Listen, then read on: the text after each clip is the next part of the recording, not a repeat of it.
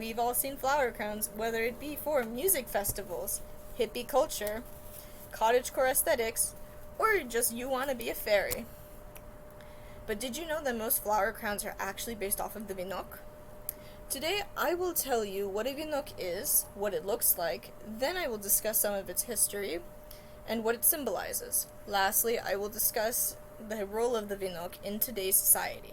Now, what is a Vinok? Well, according to the article, A Brief History of the Flower Crown 2019, a Vinok is a Ukrainian traditional flower crown, mostly worn for ceremonies and holidays. The plural word for Vinok is vinki, and it's actually one of the only ways you're going to be able to tell the difference between a Ukrainian and a Russian in old art and stories.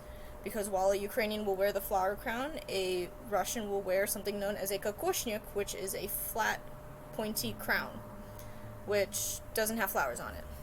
Now, what does a Vinok look like? Well, here's one, and it's basically just a flower wreath with ribbons on the back of it. Now that you know what it is and what it looks like, let me tell you the history of the Vinok and what it symbolizes.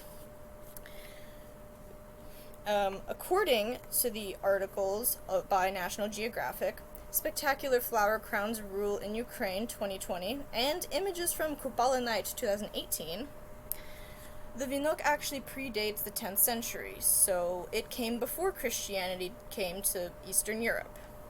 And it is mostly known to be used in Kupala Night, and Kupala Night is actually the Ukrainian summer solstice. It's very widely known in Eastern Europe, and a lot of countries over there have it, but with different names. And what you do on this day is basically you jump over a fire while women weave flower crowns, or vinki. And then they release these vinki into lakes, rivers, and streams, and legend has it that wherever it washes up is where your husband will appear. Now, what does it symbolize? Well, according to articles, flowers and ribbons in the Ukrainian Vinok 2016, each Vinok is individual, basically. It has different meanings. It's mostly known to represent purity and fertility, but depending on what season it is and what region you're in, a Vinok can mean many different things. For instance, how this poppy can mean one thing and the sunflower will mean another thing. And these cornflowers also other things.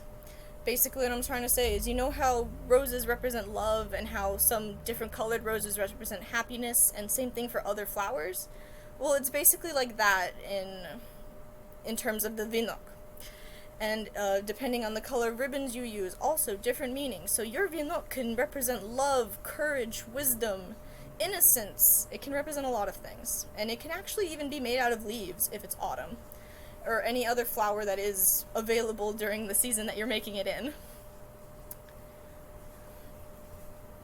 And some locals actually believe that the Vinok represents peace and unity. Why? Well, as you see in this Vinok particularly, there are different flowers.